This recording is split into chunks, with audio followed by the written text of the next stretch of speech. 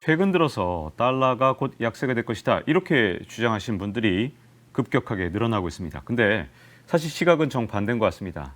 이 미국 경제가 좋아질 것이다. 증시도 좋아질 것이다. 그러니까 달러 약세다. 이렇게 보시는 분이 있고 정반대로 야, 부채 한도 협상 과정에서 난리가 날 거야. 또 심지어 이 달러 패권이 흔들리니까 그러니까 달러 약세일 것이다. 이런 양쪽 주장들이 어쨌든 결과적으로 달러 약세라고 보시는 분들이 정말 많은데 금리 인상이 거의 막바지다. 뭐 사실 거의 못 올릴 것이다라는 얘기가 정말 많은 상황에서 또 심지어 어제 나온 미국의 물가, 소비자 물가 상승률이 2년 만에 처음으로 4%대까지 진입을 하니까 아니 그러지 않아도 연준이 금리 인상 그만하지 않겠느냐라는 시장의 시각이 굉장히 많았는데 야 이렇게 금리 인상을 중단하면 지금까지 역사적으로 봤을 때 매번 그랬는데 한 석 달 정도 지나고 나면 달러가 툭 하고 떨어졌어. 그러니까 이번에도 달러 약세일 것이야. 이렇게 주장하는 쪽이 있습니다.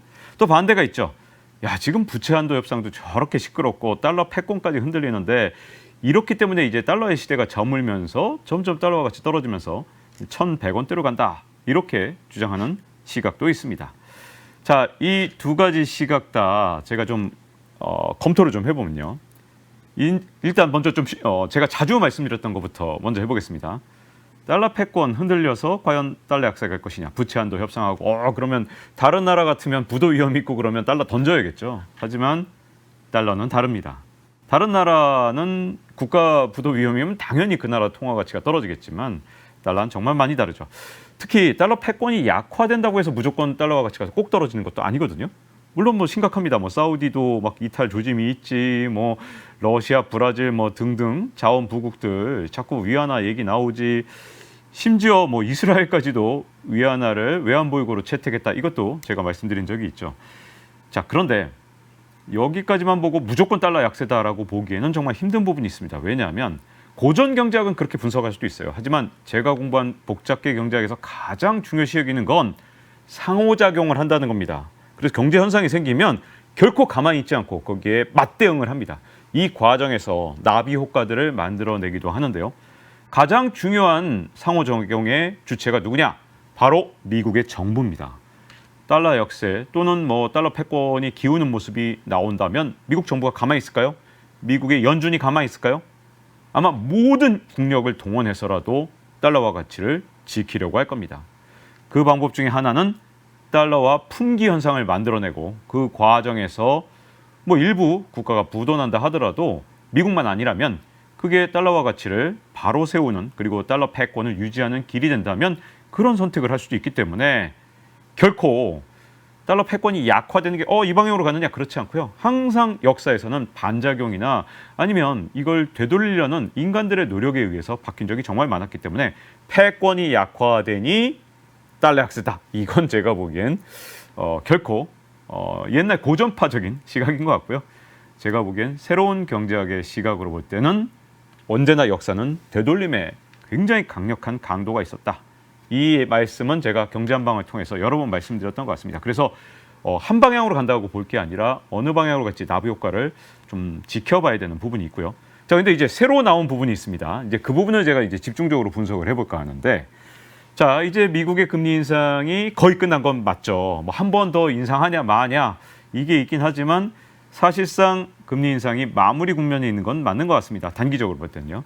자, 그러면 6개월 안에 달러화 약세가 시작된 건 맞습니다. 지금까지 역사적으로 볼 땐 거의 그 확률이 대부분이었어요. 그러니까 그렇게 주장하신 분들이 그 어느 때보다 많은 것은 맞습니다. 자, 근데 이게 사실은 우리나라 한국은행이나 아니면 정부도 똑같은 생각을 하고 있는 거예요. 왜냐하면 야 이제 금리 인상 마무리 단계에 갔어. 그리고 시장의 시각도 대충 9월이면 뭐 금리 인하하지 않겠냐? 이런 시각도 많아요. 그렇기 때문에 미국하고 우리나라하고 진짜 역대급으로 금리가 벌어졌지 않습니까? 1.75%포인트. 자, 지금 잠시 쉬어가는 이유는 딱 하나입니다. 그 두 가지 기대. 금리 인상은 거의 마무리 단계고 곧 인하한다라는 그 기대가 있기 때문에 지금 금리 격차가 이렇게 심각한데도 금융시장에 불안 현상이 나타나지 않은 겁니다. 만약에 이 금리 격차가 조금 생각보다 오래 갈 것이다 라는 우려만 나와도 굉장히 걷잡을 수 없을 만큼 불안감을 줄 수 있습니다. 그래서 사실은 3분기나 4분기로 넘어가면서 이 문제가 수면 위로 올라와서 불거질 수가 있는데 그 불안 요인을 제가 점검하려고 해요. 그래서 이번에 왜 다르냐? 지금까지의 금리 인상 국면하고는 너무나도 큰 차이가 있기 때문에 사실은 지난 40년 동안의 금리 인상 국면보다는 그 이전의 국면, 즉 인플레이션이 살아있었을 때와 비교하는 게 사실은 더 맞는데 인플레이션이 없었던 최근 40년 내의 금리 인상 국면하고 자꾸 비교하니까 단순한 결과가 나온다. 이렇게 볼 수 있습니다. 첫 번째 불안 요인은 그래서 인플레이션입니다. 과연 물가를 잡았는가? 확실한가? 이 부분이 아직 검증되지 않았습니다. 지금 시장은 환호했어요. 와, 어제 나왔는데 보니까 5월 10일 날 딱 발표 나오는 순간 시장이 환호했죠. 왜? 앞에가 5자였는데 기대가 5.0이었는데 이게 4.9 나오니까 이 앞자리 바뀌는 거에 아마 AI 인공지능이라면 결코 이렇게까지 환호하지 않을 텐데 인간은 진짜 앞자리에 진짜 굉장히 민감해요. 그런데 4.9% 이게 바로 환호하게 만든 겁니다. 자, 지금 인플레이션이 소비자 물가 상승률 전년 대비로 지금 미국에서 얼마가 나왔냐? 5월 10일자로 4.9%가 나왔는데 자, 이 4.9가 과연 어떤 4.9인지를 그래프로 한번 보시면요. 자, 2022년 6월에 9.1%를 기록해서 와, 진짜 그때는 난리가 났었죠. 근데 이게 툭툭툭 떨어졌습니다. 그래서 3월에 이미 5.0%까지 떨어졌습니다. 이때까지 속도가 진짜 빨랐어요. 2월에서 3월 내려갈 때 보세요. 6에서 5로 내려갔죠. 근데 이번에는 얼마큼 내려갔느냐? 5에서 4.9로 내려왔습니다. 그러니까 엄청나게 빠른 속도로 내려가다가 여기서 턱 하고 걸렸다. 이렇게 볼 수 있고요. 자, 이 현상이 왜 일어났느냐를 좀 볼 필요가 있는데 사실은 물가가 언제부터 올랐느냐 이 부분입니다. 21년 연말부터 올랐기 때문에 이게 전년 대비 물가 상승률을 보면 초반에는 엄청나게 빨리 떨어진 것처럼 보입니다. 왜? 역기조 효과가 있기 때문이죠. 그래서 전년 대비로 굉장히 빨리 떨어진 것처럼 보이다가 갑자기 턱 하고 막힙니다. 왜냐하면 이제는 전년 대비로도 이게 그렇게 빠른 속도로 내려가지 못하는 모습을 보이기 때문이죠. 자, 근데 전년 대비로 봤을 때 딱 6월입니다. 6월에 9.1을 기록했기 때문에 그때까지는 이 역기조 효과가 계속될 수 있을지도 몰라요. 그 발표는 한 7월 10일쯤 하겠죠. 근데 이 역기조 효과가 끝나는 시점이 언제냐? 7월부터 끝난다 이렇게 보면 됩니다. 그게 한 8월 10일쯤 아마 발표를 하게 될 겁니다. 자, 그러면 그 뒤 8월 10일부터는 어떻게 될까요? 이런 어떤 역기조의 어떤 효과, 이 효과에 대한 기대가 굉장히 달라질 것이고 하반기, 즉 올해 하반기로 가면 물가 상승률에 민낯이 드러나기 시작할 겁니다. 그러니까 즉 여름까지는 그래도 어떻게 유지될지도 모르지만 전년 대비로 자꾸만 뭘 보면 이런 엄청난 왜곡이 일어나는 거죠. 자, 이번에 이 3월 달에는 5에서 4월 달에 4.9%로 낮아졌다. 이게 진짜 이게 환호해야 되는 것이냐? 이 부분에 있어서 좀 불확실한 부분들이 생긴 거죠. 여기에 대해서 이거 스티키하다. 그래서 미국에서는 끈적끈적하다. 끈적끈적한 인플레이션이라는 표현을 쓰는데 이게 뭔가 내려가다 탁 막혀버린 그 느낌이에요. 그래서 이게 4%대 밑으로 내려가는 게 쉽겠느냐. 특히 3%를 뚫고 밑으로 내려가는 게 가능은 하겠느냐라는 걱정이 벌써부터 나오기 시작하는 겁니다. 근데 미국의 인플레이션이라는 게 사실 이게 그냥 화폐적인 현상이면 그냥 뭐 금리 끌어올리고 긴축하면 해결될 수 있겠지만 화폐적인 현상이 아닌 부분들이 있기 때문에 단순하게 금리만으로 해결할 수 없는 부분들, 구조적인 실물 경제의 부분들이 너무 많아서 이 부분이 정말 쉽지가 않습니다. 자, 인플레이션의 가장 큰 원인, 미국만 왜 저러지? 왜 이렇게 우리는 괜찮은데 왜 저 한국은 괜찮은데? 아니, 미국 왜 저래? 이 원인 중에 하나가 바로 정책적인 원인들이 있습니다. 서비스 물가랑 인건비 이게 진짜 웬만해서 잘 안 내려가는데 사실은 이게 트럼프 전 대통령 때부터 시작된 겁니다. 이민자들을 잘 받지 않았을 뿐만 아니라 합법적인 이민자들도 기회만 되면 내쫓았죠. 기간이 다 되면 연장 안 해주고 다 내쫓아 버렸습니다. 자, 바이든 대통령 때 요걸 다시 늘릴 수 있었느냐? 못 늘렸죠. 왜 그런지 아십니까? 지지자들이 사실은 이 바이든 대통령의 주된 지지자들, 예전에는 민주당의 지지자들은 사람들이 바로 제조업 근로자들인데 이 러스트벨트의 노동자들이 사실은 그런 정책을 너무나도 싫어합니다. 그래서 트럼프 전 대통령한테 뺏겼던 거고 이 유권자를 다시 되찾아오려니까 바이든 전 대통령 입장에서는 이민자를 다시 받을 수가 없는 상황이에요. 자, 그러다 보니 미국 경제가 너무너무 화랑이라서 그런 게 아니고요. 사실은 이민을 안 받은 게 진짜 큽니다. 이 세계 최대 자산운용사 블랙록 CEO죠. 레리 핑크가 이 부분을 정말 걱정하고 있어요. 트럼프 전 대통령의 이민 정책 이후에 적어도 미국 노동시장에서 200만 명 이상이 부족한데 이 부분이 채워지지 않으니까 이 미국의 실업률 부분이 너무나도 낮게 유지되는 겁니다. 그리고 구인 공고는 어마어마한데 구인 공고가 구직자의 막 1.5배, 1.7배 이런데 사람을 구할 수 없는 상황이 된 거예요. 그러다 보니 이 실업률이 얼마나 낮으냐 이게 문제예요. 미국의 지난달 실업률이 3.4%, 이게 무려 54년 만에 가장 낮은 수치, 역대급으로 가장 낮은 수치가 나왔습니다. 사실 이 정도 수치가 되다 보니까 그럼 미국 경제는 호황이냐? 뭐 호황인 측면보다 사실은 노동자의 숫자가 적은 게 더 큰 문제입니다. 자, 이렇게 노동시장은 탁 하고 이제 숨통을 딱 막아놓은 상태에서 더 큰 문제는 미국이 리쇼어링이라 그래서 자국 기업들을 다 불러들였죠. 근데 이거에 그치지 않고 남의 나라 공장, 첨단 공장, 지금 임금 높은 공장들 다 끌어들였습니다. 미국으로 온갖 방법으로 진짜 당근과 채찍 다 동원해서 끌어들였죠. 그냥 한 예를 들어볼게요. 삼성전자로 예를 들어보겠습니다. 이건 최근에 통계가 나왔기 때문인데요. 삼성전자가 만약에 지금 현재 이 텍사스에 짓고 있는 파운드리 공장을 한국에 졌다면 12조 원이면 완공할 수 있었던 공장입니다. 그런데 이 건설비가 얼마까지 올랐냐? 원래는 170억 달러, 우리 돈으로 한 22조 원 정도 투자하면 완공을 할 줄 알았어요. 근데 최근에 미국의 물가가 워낙 크게 뛰어오르다 보니까 이 건설비가 50%나 올랐습니다. 그래서 지금은 250억 달러가 든다고 합니다. 우리 돈으로 33조 원 규모입니다. 자, 그러니까 한국 땅에 지었으면 12조면 될 공장을 33조 원에 미국 땅에 짓게 된 겁니다.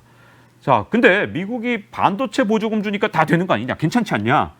아닙니다. 보조금은 고작 25억 달러, 우리 돈으로 3조 3천억 원 정도밖에 되지 않습니다. 즉 전체 건설비의 10%밖에 되지 않아요. 게다가 그 보조금의 75%는 미국이 언제든 또 회수해 갈 수 있는 그런 단서 조항이 있죠. 자, 그러니까 이 보조금이 진짜 보조금인지 아닌지도 모르는 상황입니다. 자, 그러면 미국 입장에서는 이게 뭐 공장을 자기 쪽으로 갖고 왔으니까 좋을지 모르겠지만 삼성전자 입장에서는 와, 이건 정말 큰일 난 거죠. 더군다나 이 공장을 건설하는 비용만이 문제가 아닙니다. 인건비도 진짜 큰 문제죠. 미국의 1인당 GDP는 7만 달러, 우리나라의 1인당 GDP는 3.5만 달러, 우리나라의 2배가 넘습니다. 그러니 앞으로 운영할 때도 여러 가지 비용들이, 이 공사비만 이렇게 많이 들었겠어요? 이 공장을 운영하는데도 엄청나겠죠. 근데 이게 사실상 암암리의 비밀인데 뭐냐면 삼성전자나 TSMC나 다 똑같은 상황인데 수율이 동아시아 공장보다 미국 공장이 훨씬 낫다, 훨씬 못하다, 한국보다. 이 얘기 정말 파다합니다. 어깨의 소문이죠. 자, 그러면 미국 입장에서 이게 마냥 좋을까요? 이 자국으로 공장을 끌어들여서 자국 근로자들 취업을 시켰어요. 그래서 정말 역대급 실업률을 만들어냈습니다. 54년 만에 가장 낮아요. 이게 신나기만 할까요? 그렇지가 않습니다. 왜냐하면 미국이 지금 반도체 하나가 문제가 아니라 진짜 과도한 자국 중심주의 통해서 미국 기업들 다 리쇼어링으로 불러들이고 타국 기업도 전부 다 이렇게 다 끌어들인 탓에 모든 것이 메이드 인 USA로 바뀌어가고 있습니다. 예전 같으면 뭐 다른 나라에서 수입해서 진짜 하다못해 머그컵, 뭐 심지어 스트로우 같은 것도 다 이제 메이드 인 USA인 세상이 왔습니다. 그러면 당연히 어떻게 될까요? 아까 제가 삼성전자를 한참 설명드렸던 이유가 바로 코스트 상승을 말씀드리는 겁니다. 건설비가 이렇게 3배 가까이 오르다 보니 그럼 미국 내에서 생산한 반도체 가격 당연히 훨씬 비싸겠죠? 반도체만 그렇겠습니까? 지금 미국이 다 끌어들인 이 공장들 다 원가 상승 엄청나기 때문에 물가를 끌어올립니다. 게다가 그러지 않아도 이 지금 현재 사람을 못 구해서 구인난이 미국에서는 지금 이 난리가 났는데 금리를 이렇게까지 올렸는데 지난달에 실업률이 54년 만에 최저면 미국의 고용시장이 어느 정도인지는 지금 현재 눈에 선하지 않습니까? 제가 사실 최근에 교포를 만났습니다. 이틀 전에 만났는데 정말 난리도 아니라 그러더라고요. 미국에서 사람을 못 구해서 진짜 한 10년, 20년 놀던 사람도 막 다 경력직으로 채용하고 그야말로 사람 못 구하는 상황은 최근까지도 마찬가지입니다. 자, 그러면 미국에서 물가를 잡는 게 그렇게 쉽겠느냐. 지금 시장에서 기대하는 건 금리를 낮추는 건 모두 다 물가는 최소한 안정돼야 그걸 기대할 수 있는 겁니다. 우리 정부에서 지금 당장 이렇게 저금리 정책 쓰고 이런 것들이 문제가 없으려면 어쨌든 빨리 금리를 인하해야 되는데 미국에서 문제는 그 가장 큰 전제 조건인 미국의 물가가 안정돼야 되는데 이 부분이 스티키하다, 끈끈하다 이렇게 미국에서 표현이 나올 정도로 생각보다 만만치 않기 때문에 고금리 기간이 생각보다 역시 길어질 수 있다. 시장의 기대는 지금 9월로 거의 다 맞춰져 있는데 과연 9월에 물가가 이렇게까지 불안한데 이게 가능하겠느냐. 이런 문제들이 있는 거죠. 자, 이 부분에 있어서 또 다른 주장이 있습니다. 아니 왜 언제부터 물가가 2%로 고정해놨어? 인플레이션이 2% 아니면 안 되는 거야? 3%대, 4%대면 뭐가 문제야? 그냥 연준에서 2라는 그 고정관념을 버리면 되는 거 아니야? 3이나 4를 버티면 되잖아. 이런 해석들이 최근에 나옵니다. 근데 이게 그렇게 간단한 문제가 아닙니다. 연준에서 2%를 인플레이션 타겟팅, 물가 관리의 목표로 삼은 데는 다 이유가 있습니다. 왜냐하면 물가는 스스로 자기 강화적 성격이 있는데 일단 물가가 높잖아요. 그러면 이 근로자들이 임금을 올려달라는 욕구가 더 커집니다. 그래서 다음에 이듬해 이 노동개혁을 할 때 훨씬 더 임금이 올라가고요. 임금이 이렇게 올라가면 다시 물건값이 올라가는데 그런 악순환이 일어나지 않는 게 2%였기 때문에 인플레이션 타겟팅을 2%대로 봤던 겁니다. 근데 만약에 3에서 4%가 되면 이 자기 강화적 성격 때문에 물가가 혹시라도 다시 또 튀어오를 수 있어서 3이나 4 정도의 인플레로 만약에 넘어가서 다시 뭐 완화 정책을 쓴다든가 금리를 낮춘다든가 하는 게 파월 연준 의장 입장에서 정말 쉬운 선택이 아니에요. 이게 잘못하면 1970년대 악몽이 다시 살아날 수 있고요. 파월은 역대급 최악의 연준 의장으로 남을 위험성이 있습니다. 그래서 2%대까지 낮추는 걸 현재로서는 목표로 하는 거고요. 혹시라도 물론 3%대까지 양보는 할 수 있다고 하지만 그렇다고 해서 또 문제가 해결되는 게 아닙니다. 자, 많은 분들이 그냥 타겟팅은 한 3% 가자 이렇게 간단하게 생각하시는데 그렇지가 않습니다. 만약에 인플레이션 타겟팅이 2냐 3이냐가 뭐가 달라지느냐 하면 당장 미국의 국채 금리가 달라집니다. 인플레이션 타겟팅이 2%고 실제로 인플레이션이 2%까지 낮아지면 국채 금리가 낮을 수 있겠지만 만약에 인플레이션율이 3%가 되면 10년 만기 국채 금리가 지금처럼 낮은 상태로 결코 머물러 있을 수가 없습니다. 지금 국채 금리가 낮아진 건 이제 경기 불황 좀 올 것이고 물가도 잡겠지라는 두 가지 좋은 기대가 딱 결합하면서 이 국채 금리가 낮아진 겁니다. 지금 3.4대까지 내려왔어요. 그런데 물가 상승률이 3%대가 된다. 그러면 지금까지 역사로 볼 때 미국의 10년 만기 국채 금리는 4에서 4.5는 가야 합니다. 진짜 끔찍한 얘기입니다. 이건 왜냐하면 지금 모든 금융시장의 안정은 3.4라는 미국 국채 금리, 10년 만기 국채 금리가 안정이 돼 있기 때문에 가능했던 건데 이게 최대 1%포인트나 오른다?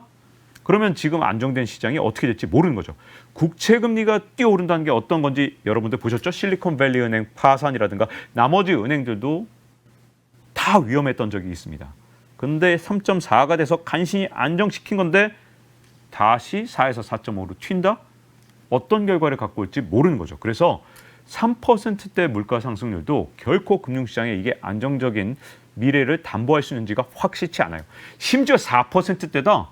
그러면 미국의 국채 금리가 그 인플레를 감안해서 움직여야 되기 때문에 자칫하면 과거의 역사로 볼 때는 5%대까지도 갈 수도 있는 거죠. 그래서 물가를 확실하게 잡아주느냐 못 잡아주느냐는 굉장히 중요한 문제고 금리하고도 연관된 문제입니다. 그래서 연준이 그냥 그래 그냥 뭐 2% 그동안 우리가 과도하게 목표를 잡았네.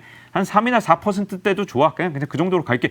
이렇게 단순하게 연준 혼자서 결정할 문제가 아니라 복잡한 금융 상황들이 다 맞물려 있어서 연준이 이 모든 것을 고려해서 결정하는 문제이기 때문에 인플레이션 타겟팅, 물가 관리의 목표를 쉽게 변경할 수 없다는 겁니다. 자, 그러면 이제 물가가 오른다는 것은 무슨 말이냐? 만약에 미국이 아닌 다른 나라에서 인플레이션이 심하게 일어났다. 그럼 돈 가치가 떨어진다는 얘기죠. 돈 가치가 떨어지면 그 돈이 휴지가 된다는 거고, 그러면 그 나라 통화 가치가 폭락을 해야 정상적인 상황인데, 근데 달러. 그런데 미국은 다릅니다. 기축통화고 또 패권 국가이기 때문에 오히려 이렇게 인플레이션이 오면 인플레이션을 다른 나라로 수출할 수 있는 힘이 있습니다. 자, 어떻게 가능하느냐? 달러 가치를 올리면 되죠. 그럼 수입 물가는 떨어집니다. 근데 달러 가치를 올리면 다른 나라는 어떻게 될까요? 이거 수입 물가가 올라가겠죠. 그 과정에서 미국의 인플레이션이 다른 나라로 수출되는 현상이 나타납니다. 그래서 미국이 물가를 잡는 게 확실해야 달러 가치가 앞으로 떨어지는 게 확실한데, 문제는 미국이 물가를 잡을 수 있는지 없는지가 지금 현재 금리 수준으로 이게 아직은 불확실하다는 겁니다. 스티키하다. 이 구간으로 넘어갔기 때문에 이 스티키한 구간, 즉 끈적끈적한 인플레 구간을 잘 돌파해서 내려가는 것까지 확인이 돼야 이제 앞으로 달러화 가치가 정말로 내려가는 그런 미래를 만들겠죠. 그래서 일시적으로는 지금 이제 역사적 경험에 의해서 사람들이 반응을 해요. 왜냐하면 지금까지 항상 금리 인상을 멈추면 그 다음엔 달러가 약세로 가더라. 그래서 아마 일시적으로 움직일 수도 있습니다. 하지만 그 다음 단계, 확인 단계, 인플레에 대한 확인 단계가 이번에는 필요합니다. 자, 두 번째 불안 요인은 미국의 금융 불안도 사실은 달러화 가치의 큰 변수입니다.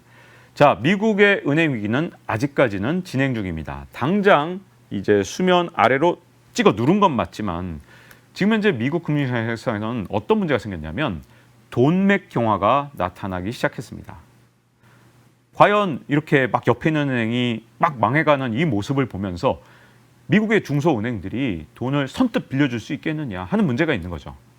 실제로 자금이 없기도 해요. 왜냐하면 평가선을 워낙 심하게 봐놨기 때문에 빌려줄 여력도 없습니다. 지금 국채, 지금까지 이 중소은행들이 투자한 거, 그리고 상업용 부동산에 돈 빌려준 거, 이거 대손 충당금도 쌓아야 되죠. 평가 손실도 봤죠. 돈도 없습니다. 거기다가 망해가는 모습 봤기 때문에 이게 섣불리 돈을 빌려줄 수 없죠. 더군다나 지금 연준의 은행 감독하는 쪽에서 규제를 훨씬 더 강화하겠대요. 앞으로 망하는 은행 없애기 위해서. 그러면 규제까지 강화되죠. 그러니 돈맥 경화가 심각한데, 지금 그러다 보니까 미국의 좀 유명한 사람들이 다 미국의 은행 위기 끝났다고 얘기하지 않아요. 찰리 먼거, 버크셔 해서웨이 부회장, 버핏 오른팔이라고 할 수 있는 사람이죠. 이분은 은행 위기에 대해서 아직도 경고하고 있습니다. 일론 머스크, 하워드 막스 등등 많은 사람들이 경고하고 있죠. 자, 이렇게 금융 불안이 여전히 계속되고 있다는 건데, 이것도 마찬가지입니다. 금융 불안이 만약에 다른 나라에서 나타났다면 그 나라 통화는 폭락을 할 겁니다. 근데 미국은 패권 국가고 패권 통화이기 때문에 다릅니다. 어떻게 다르냐? 만약에 문제가 생기면 금융회사들은 어떻게든 현금을 마련하려고 할 것이고, 그러면 다른 나라 해외에 투자한 돈을 끌어당깁니다. 그러면 밖으로 나갔던 달러가 미국으로 돌아오겠죠. 이 과정에서 오히려 미국의 돈맥 경화 혹은 나중에 신용경색까지 된다 그러면 지금까지의 통례로 볼 때는 달러 가치가 올라갔던 적이 더 많습니다. 아니, 거의 과거는 거의 100% 올라갔죠. 자, 이것도 역시 새로운 변수고요. 또 불안 요인 세 번째는 경기 침체입니다. 자꾸 그 얘기가 나와요. 경기 침체 없이 이번엔 물가를 잡을 수 있다. 왜? 저 고용시장 튼튼한 거 봐라.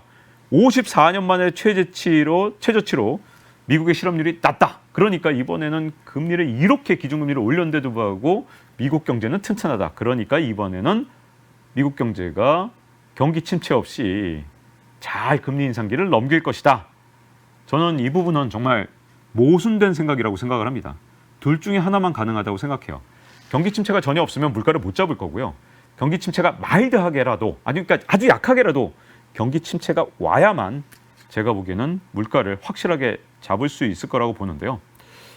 그런 측면에서 역대급으로 낮은 실업률은 결코 좋게만 볼 수 없습니다. 그리고 과거의 사례로 볼 때 이렇게 역대급 낮은 실업률이 증시의 호재였던 적보다는 악재였던 적이 굉장히 많습니다. 왜냐하면 실업률 부분이 어쨌든 해결이 돼야 그 다음에 나중에 증시가 결국 치솟아 올랐거든요. 그러니까 단기적으로는 굉장히 시장이 좋아 보이죠.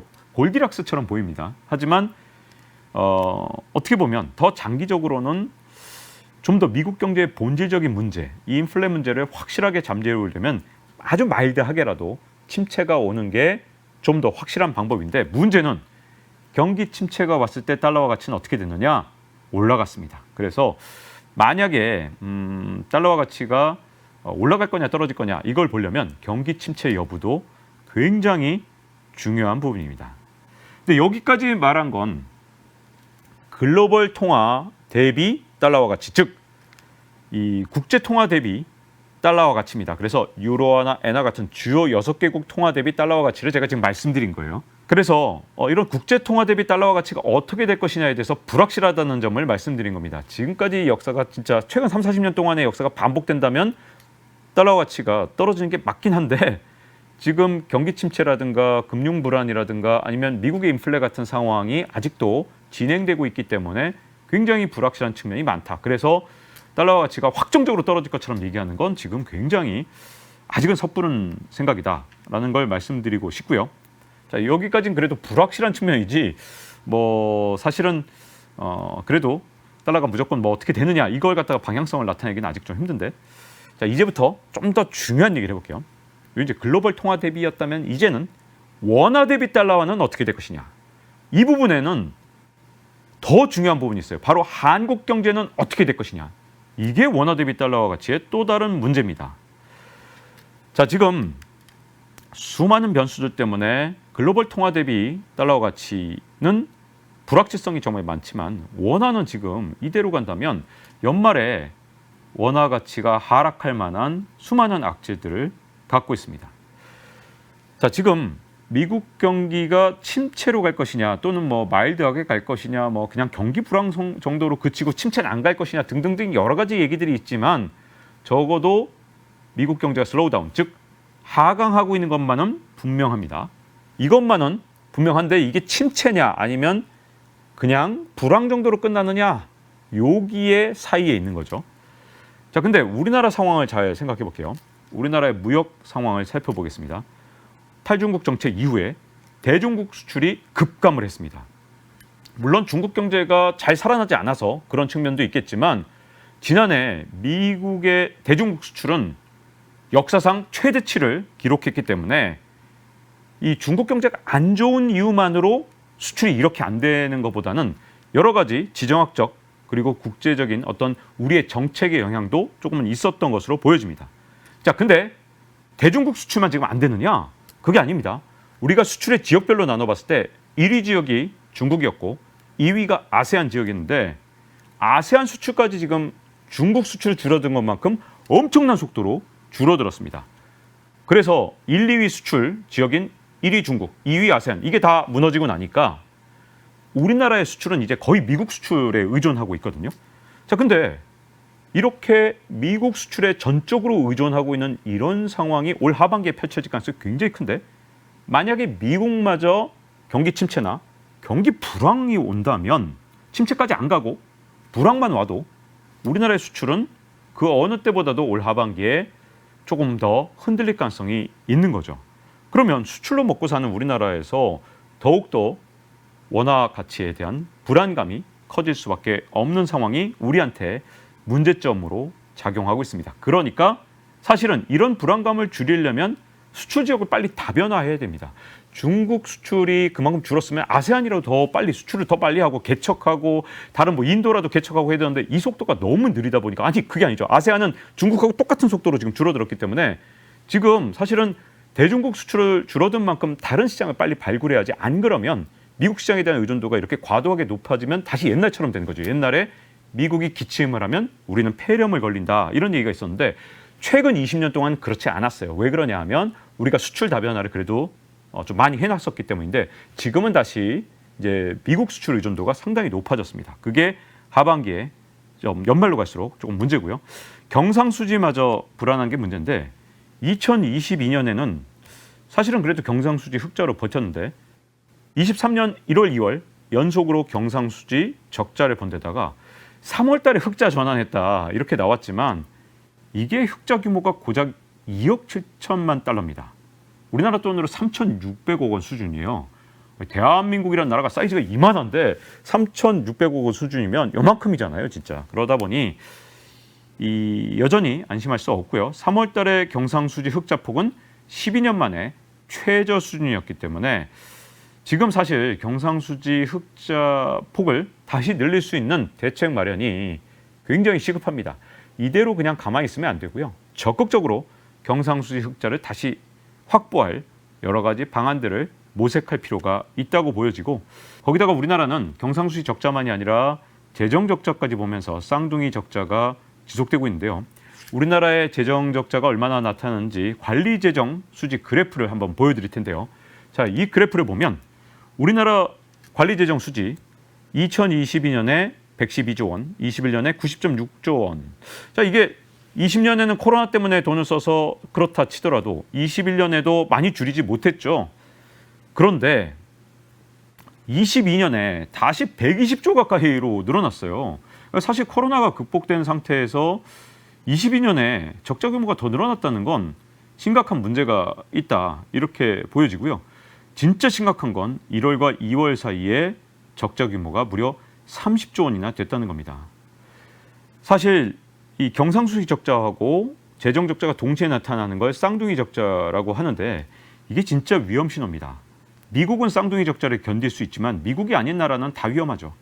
우리가 쌍둥이 적자를 겪는 게 IMF 이후로 처음이기 때문에 사실은 심각한데, 더 문제는요, 제가 이제 경제한방에서 여러 번 말씀드렸지만 세금을 걷어들이는 건 후행 변수입니다. 즉 올해 경제로 이렇게 막 세금을 걷어지는 게 아니라 올해 경제가 안 좋으면 내년 세수가 진짜 타격을 받게 되겠죠. 근데 올해 지금 벌써 세수 펑크가 진짜 엄청 심각합니다. 1월, 2월 사이에 세수 펑크가 17조 원. 그러니까 세수 펑크란 건 무슨 말이냐면 기대했던 세금보다도 덜 들어오는 건데, 이게 한두 푼이 아니라 진짜 어마어마한 세수 펑크가 일어나고 있습니다. 그래서 이대로 가면 세수 펑크 때문에 연말이, 왜냐하면 지금 경제가 점점 안 좋아지고 있잖아요. 그러니까 지금 1분기 안 좋으면 그게 이제 한 몇 분기 뒤에 세수 펑크로 점점 더 심각할 텐데, 벌써부터 이렇게 펑크를 하면 문제인데, 워낙 지금 현재 세출은 줄이지 않은 상태에서 세출은 이제 많이 늘어난 상태죠. 거기다가 감세까지 해준 상태. 그러다 보니 사실은 저는 재정 적자를 어떤 방법이든 지금 아직 여유가 있을 때, 아직 우리가 이것 때문에 문제가 되지 않잖아요. 그러면 이 문제를 해결하는 그런 노력이 필요하다고 봅니다. 근데 재정 적자가 왜 지금 와서 이렇게 문제가 되느냐? 그 이유는 지금 금리가 높아졌기 때문이죠. 그러니까 결국 국채를 발행할 때 금리가 높으면, 예를 들어 지금 10년 만기 국채 발행을 하면 높은 금리로 발행할 수밖에 없고, 그러면 계속해서 이게 정부의 이자 부담이 되겠죠. 더군다나 국채 발행량이 막 늘어나면 이게 시장의 교란 요인이 됩니다. 왜냐하면 우리나라 시장이 한정돼 있거든요. 그렇게 크지 않아요, 미국처럼. 그러다 보니까 국채 물량이 계속 막 쏟아져 나오고 앞으로 더 나올 거다라는 이 시장의 시그널을 주면 채권 시장이 불안해집니다. 특히 우리나라는 한전채라는 문제가 있잖아요. 한전채가 계속해서 쏟아져 나오는데, 이게 만약에 어느 시점에선가 이거 국채랑 한전채랑 그다음에 온갖 회사채랑 이거 다 한국 시장이 감당하겠어? 라는 불안감을 주면 안 되거든요. 지금은 그런 게 없잖아요. 그거 없을 때 지금은 대책을 세울 수 있습니다. 근데 일이 일단 터지면 어떻게 되느냐? 레고랜드 사태 때처럼 진짜 비상 상황이 오고, 그러면 진짜 호미로 막을 걸 가래로 막아야 되는 상황이 오기 때문에 지금부터 준비를 해나가는 게 굉장히 중요합니다. 자, 그러면 달러를 도대체 어떻게 봐야 되느냐? 저는 일방으로 보는 건 되게 어렵다고 보고요. 자꾸 달러를 확정적으로 환율을 얘기하시는 분들이 있어요. 1,000원 간다, 아니면 1,100원 간다, 아니면 옛날에 한창 올라갈 때 1,500원 간다, 이렇게 얘기하시는 분들이 있는데, 사실 환율만큼 예측이 불가능한 게 없습니다. 진짜 예측이 어렵고요. 그렇기 때문에 우리나라처럼 국제 통화가 아닌 나라, 전 세계 거래 대금의 1%도 원화로 이루어지지 않습니다. 그러니까 원화라는 게 사실은 우리가 전 재산을 다 원화로 갖고 계신 분들, 이게 사실은 계란을 다 한 바구니에 담고 계신 거거든요. 그래서 저는 이제 박종의 경제한방에서 진짜로 여러 번 말씀을 드렸습니다. 우리가 국제 통화가 아닌 이상은 계란을 한 바구니에 담지 않으려면 다양한 통화군을 갖고 있는 게 중요하고, 특히 달러가 중요하다는 말씀을 많이 드렸고요. 달러 패권이 약화되느냐, 이 부분이 문제가 아닙니다. 만약에 딱 달러가 진짜 흔들린다, 그럼 우리나라 원화는 더 흔들릴 겁니다. 그러니 당연히 달러를 갖고 있는 게 큰 문제, 그러니까 흔들렸을 때는 걱정할 필요가 없고요. 경제가 너무너무 좋아지는 경우, 이 경우는 이제 달러 가치가 우리 원화 대비 이제 원화 환율이 내려갈 수 있긴 하겠지만, 근데 그렇다 하더라도 달러 표시 재산을 자산을 따로 운영하는 건 결코 나쁜 선택은 아니라고 보여집니다. 왜냐하면 말씀드렸다시피 계란 한 바구니에 담으면 안 되기 때문이죠. 그러면 어떻게 사느냐? 그것도 박종의 경제한방을 통해서 여러 번 말씀드렸지만 3년 평균 환율을 적용하는 것이 굉장히 좋은 방법으로 제가 지금까지 여러 번 쓰고 있다라는 걸 말씀드렸고, 제가 그래서 여러분들을 위해서 계산을 해왔습니다. 지금 이 시점에서 3년 평균 환율은 1215원입니다. 1215원? 야, 지금 1320원을 왔다 갔다 하는데 1215원이라니?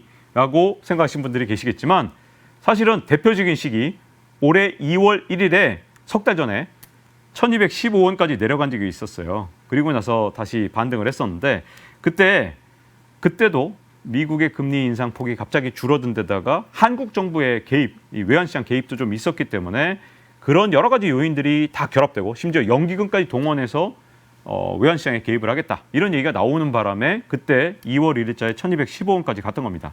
환율을 예측하기 어려운 가장 큰 이유 중에 하나가 정부가 계속 개입을 하기 때문에 이게 시장 원리로만 되는 게 아니라서 정말 쉽지가 않거든요. 그래서 보통은 3년 평균 정도에 맞춰서 달러를 예를 들어서 확보를 해놨다. 그러면 지금 이제 3년 평균 언제 떨어지냐, 이거는 하여튼 2월 1일자였으니까 또 언제 올지 모르죠. 근데 대충에 꼭 3년 평균 아니라도 됩니다. 자신만의 기준을 갖고 환율이 내려왔을 때 달러로 일종의 달러 표시 재산을 좀 확보해둘 필요가 있는데요. 요걸 그냥 달러로 그냥 갖고 있느냐, 현찰로 갖고 있느냐, 그건 아니고요. 달러 예금을 들어놓는다든가, 뭐 달러 RP라든가 다양한 방식으로 달러를 활용할 수 있습니다. 뭐 예전에는 달러 국채 많이 제가 권했었는데, 요즘은 제가 미국 국채에 대해서 예전하고 달리 미국 국채도 상당히 예전과 달리 무위험 자산의 성격에서 약간 위험이 있는 자산으로 바뀌었기 때문에 달러 국채는 약간 중립으로 바뀌었거든요. 그래서 달러 예금이라든가 뭐 여러 가지 방법으로 역시 돈을 굴릴 수 있습니다. 그렇기 때문에 지금 현재 달러 예금도 굉장히 뭐 어차피 원화 예금을 하실 거라면 달러 예금도 굉장히 괜찮은 선택이고, 지금 우리 원화 예금은 이 기준금리도 낮은 상태에서 심지어 정부가 은행들한테 압박을 해서 금리를 인위적으로 낮춰놓은 상태라 달러 예금 금리가 훨씬 더 높습니다. 자, 더군다나 그러면 이렇게 달러를 사두는 게 국가적으로는 어떠냐? 이렇게 이제 달러 가치가 안정될 때 이렇게 개인들이 달러를 사놓고 있다가 만약에 진짜로 불안이 왔을 때 개인들이 이 달러를 파는 그런 수익 실현을 한다면 사실은 우리가 또 위기가 온다 하더라도 훨씬 더 잘 버텨낼 수 있거든요. 그래서 사실은 이 현명한 개인 투자자들의 달러 보유는 혹시 모를 어떤 국가적 위기를 대비한 아주 중요한 방파제 역할도 할 수 있습니다. 자, 지금 우리 금융당국이나 정부나 사실은 이 은행을 압박하거나 또는 다른 나라 막 금리 끌어올리는데 우리만 낮은 금리를 유지하면서 지금 버티고 있는데요. 지금 이게 가능한 이유는 딱 하나입니다. 미국이 저 고금리를 오래 유지 못할 거야, 결국은 낮추겠지라는 기대, 이거 하나 때문인데, 사실 이 부분에 있어서 불확실한 측면이 굉장히 많기 때문에 우리 금융당국이나 정부가 운전을 잘 해서 연말과 내년 상반기까지 잘 운전해 나가면 좋겠지만, 아닐 경우에도 살짝은 대비를 해둔 그 방법이 뭐냐? 바로 달러 자산이라든가, 나중에 이제 또 금도 소개하겠지만 그런 어떤 이 원화가 아닌 여러 가지 통화 바스켓 안에 넣어서 좀 이 어떤 내가 갖고 있는 돈의 종류를 조금 다양화해 놓는 그런 방식이 앞으로 좀 더 위기를 현명하게 대응하는, 위기가 오지 않으면 좋겠지만 혹시 모를 어떤 위기에도 대응할 수 있는 방법이 아니겠느냐, 이런 생각이 있고요. 자, 박종훈의 경제한방 이제 마칠 시간이 됐습니다. 다음 시간에 뵙도록 하겠습니다. 감사합니다.